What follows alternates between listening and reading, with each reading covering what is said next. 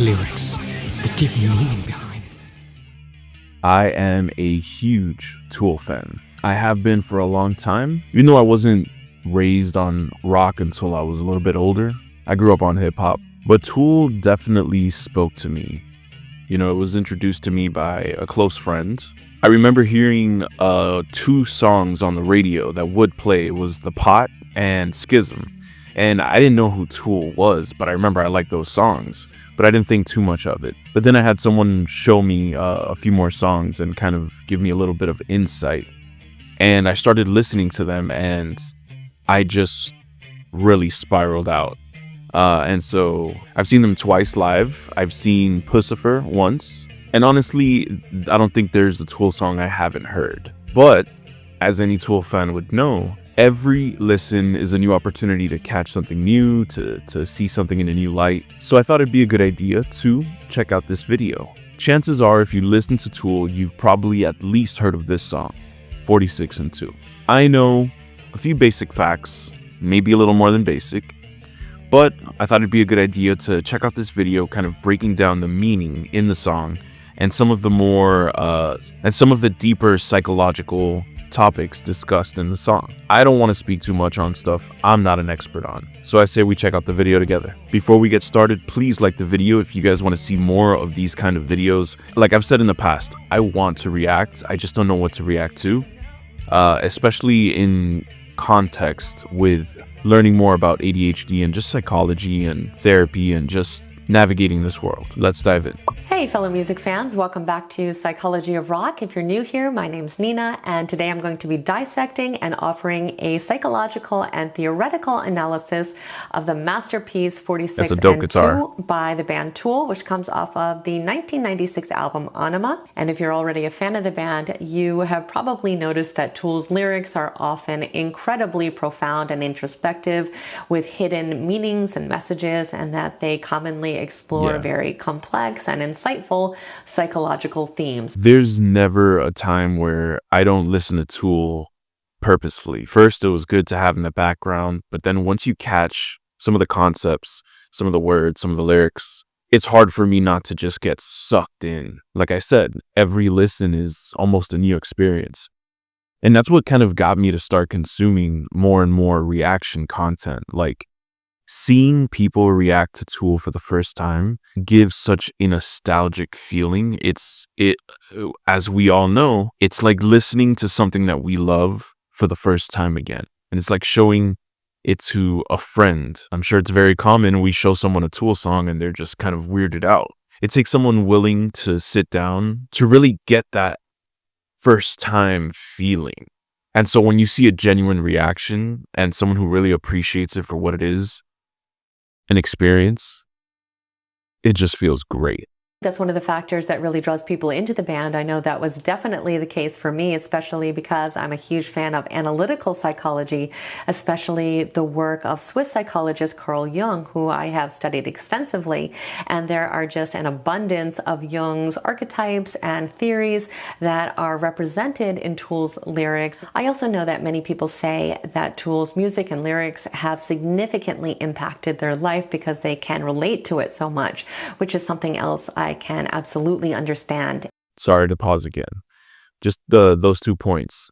I know there's controversy around Carl Jung's philosophies, but I think there are a lot of good things to take from his ideas. And I think the way that Tool kind of presents them really does, like she said, impact people's lives.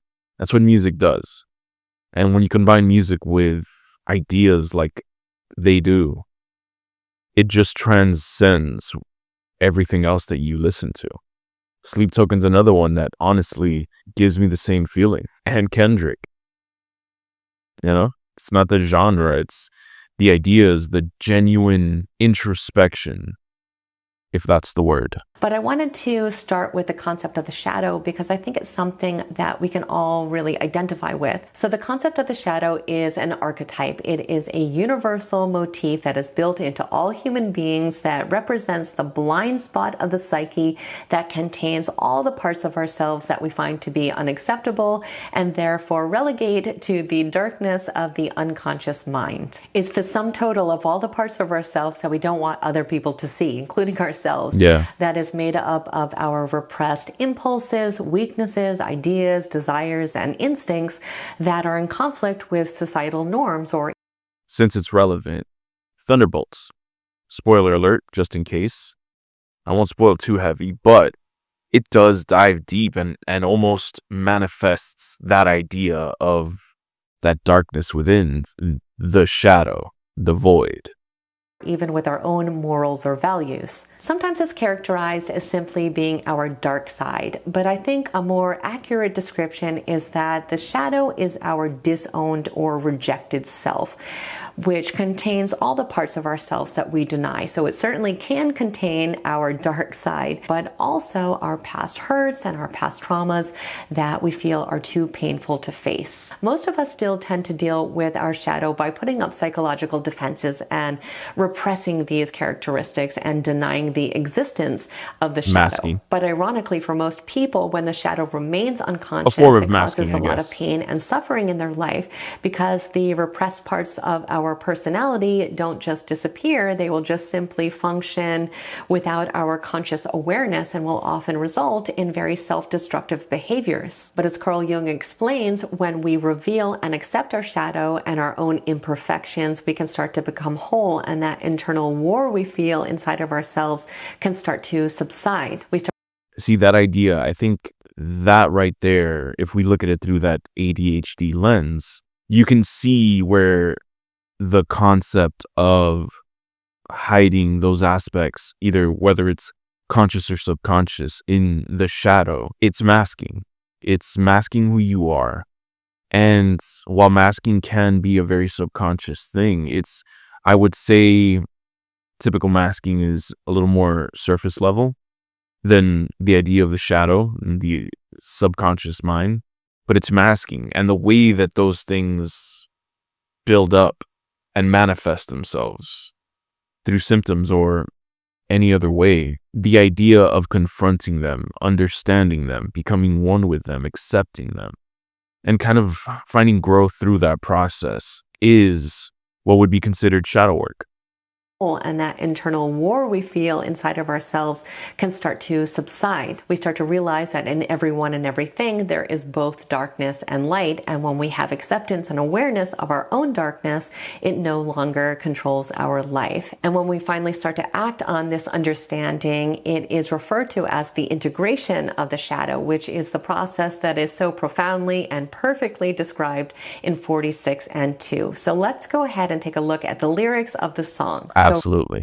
Right at the beginning of the song, Maynard is talking about shedding his skin, or in other words, the protective layer that we create around ourselves that keeps us from having to look at our shadow or having to deal with our old wounds and trauma. He's sharing his awareness that he can't see his shadow until he sheds this skin by acknowledging his past hurts, or as he puts it, picking at his scabs. He understands that he has to look to his old tendencies to gain insight about himself, and he cleverly uses the word muscles here, which is the perfect word choice because what is our muscle memory? It's the things that we've done so many times that they no longer require conscious thought. And tying that into ADHD, there's that impulsivity, those knee-jerk reactions, and sometimes they even feel like instincts, you know? A lot of times we're able to hide from our shadow by using defense mechanisms that modify our perception of reality so we're not disturbed by excessively painful feelings or drives. Tell me you see it. The masking, the self-medication, the coping mechanisms. I think these concepts are what make having certain conversations about ADHD and other behavioral disorder conversations difficult. Did that make sense? Let me give you an example. This idea of the shadow, every single human can relate to. And it's a journey for all of us. It really is. But when you start talking about defense mechanisms, which we all have, coping mechanisms, which we all have, and individual quirks, which we all have, I think that's where people who do mean well feel justified in saying everyone feels this way. And it blurs that line between typical, neurotypical, and neurodivergent brains. But the concept that we all have to go through that is absolutely true. It just goes back to understanding the differences in how our brains work and the societal expectations, and then just that internal subconscious primal part of our brain battling everything else. I feel like I'm rambling, but this is what Tool does, and I love it. One way we commonly do this is to condemn and criticize other people so we don't have to focus on our own faults or negative tendencies. And when our ego is protected by defense mechanisms in this way, it becomes a lot easier for us to see the imperfections in other people and ignore our own. So I think what he's really saying here is that he's going through the painful process of reopening all these wounds and getting beneath the surface of his personality so that he can face his shadow, and that he knows he's going to have to re-examine all his old tendencies and methods and perspectives and ultimately let go of these defense mechanisms if he's going to evolve as a person. 100%. You have to dig through all that dirt that you've kind of piled on top of all these bottled up emotions, all these feelings that you've never addressed. And of course, this is in my case. But I'm curious if anyone else had the same feelings, whether you have ADHD or think you might have it, or know you don't but know others that do have it. Have you noticed them kind of going through some of these changes, questioning their perspectives on themselves and those around them? And if you are familiar, share your stories. I think it helps us all break down our own egos when we see others willing to be more comfortable to do so. In the next part of the song, he describes himself crawling on his belly and wallowing in his own confused and insecure delusions, looking for his truth, showing that he is now aware that a metamorphosis is necessary in order to finally become whole and heal himself. I feel like that's the stage where many of us are at, if you're watching this. And I also think he's kind of comparing himself to a snake here, who would also be crawling on their belly and shedding their skin in order to evolve. A line that always hits me in this section in particular is how he says he needs to contemplate what he's been clinging to, because I think so often we don't allow ourselves to question our beliefs and our actions. So we end up repeating behaviors and patterns in our life that don't serve us because we're afraid of the temporary pain that comes from making changes. That temporary pain, it's a discomfort. And I think for people like myself, it's an anxious feeling. It's an anxiety. And I think that's what triggers our fight or flight. And we struggle to make the right decisions, unfortunately. We miss key factors. He finally makes a reference to the title of the song, saying that 46 and 2 is ahead of him. Now, this refers to a theoretical new evolution in which some humans would have a chromosomal composition of 46 and 2, which according to this theory would enable them to reach a new plane of consciousness. Hey, Joe, what are you doing here on a weekday? You didn't call for an appointment, man.